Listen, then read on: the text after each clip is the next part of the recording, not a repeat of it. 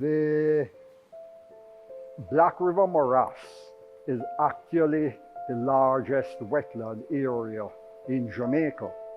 The upper morass was used for planting rice some years ago. That has ceased, and as a result, we have lost that area. But the lower morass is still here, and it provides not just a safari boat tour, but shrimping, fishing, and there's a lot of bird life still in the lower morass. It has been declared a wetland of international importance, a Ramsar site.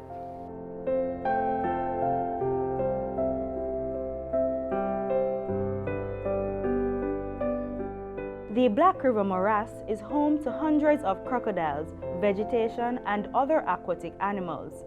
Through guided tours offered along the river, you can glide upstream to learn more about the wetlands and all its inhabitants. Welcome on board the Safari Diva, and welcome to the Black River Safari. My name is Roger, and I'll be your captain and also your tour guide. Our trip will take us approximately 4 kilometers upstream, during which I'll show you some birds, wetland vegetation, and some of our very friendly crocodiles. Presently, we're on the Black River, and this is Jamaica's longest navigable river. It is 44 miles long, about 70 kilometers. Well, surrounding us, we have over 21,000 acres of swamp, and this is the largest wetlands in the Caribbean. It is also home for over 65 different species of birds. 17 years ago, it was estimated there was a little bit over 100 crocodiles living within the area. And since then, their number have increased as they are on the endangered species list. They were once hunted for their skin to make a nice shoes or a good handbag. They are protected. No hunting of crocodiles in Jamaica. Well, they are part of our heritage. They're on our coat of arms with the crocodiles at the top, Indians at the side.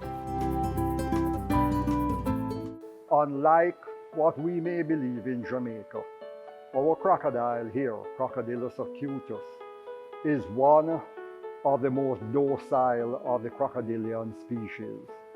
The thing about it is that they help to cull the fish population, the animals, the fish that are diseased or the fish that are dead, they will eat them and so on.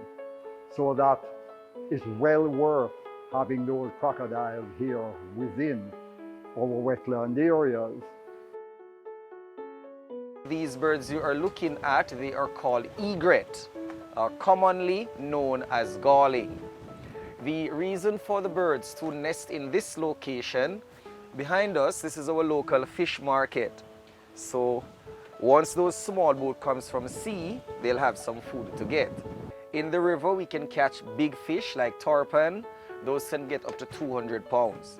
And snook, which is a very good eating fish, can get up to 50 pounds. And the African perch, mullet, snapper, several different types. It's very good for fishing. So by the shallow edge of the river, it is also the main habitat for our freshwater shrimp. This little device I have here, this is called a shrimp trap. It is made from the bamboo plant. We'll use for bait roasted coconut, oranges, or even a piece of chicken. Now once the shrimp goes in, it's difficult for them to go out. The conical shape helps to keep them in.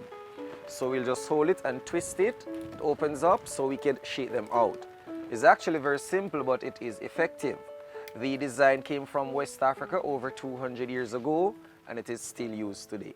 The vegetation or trees, they are called mangrove, which we have two types of mangroves tree, white and red. White mangrove, small leaves, and they are brighter in color. Red mangrove have much bigger leaves and also have those aerial root that goes into the water. It takes up all the minerals and nutrients for the tree. This section of the river we're entering, we call here Mangrove Avenue, as it forms a canopy similar to our bamboo avenue. These are all red mangrove trees, the ones that have the roots going into the water. In the early 1900s, the bark or skin of red mangrove was used for making a type of dye which we call tannin. Did you know that the water in the Black River is actually clear?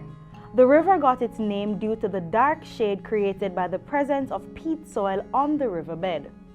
Peat soil, which is at the bed of the river, that is giving off the dark reflection, it also has its advantage and its disadvantage. The advantage, whenever time we have heavy rainfall or during hurricane, the soil, it acts as a sponge which absorbs the excess water, so we have no flooding activity within the area.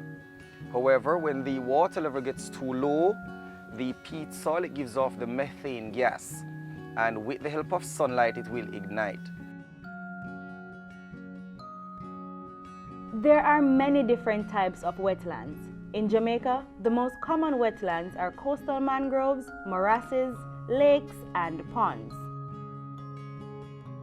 For more information on the Black River Morass and all the other wetland areas in Jamaica, visit the National Environment and Planning Agency's website at www.nepa.gov.jm.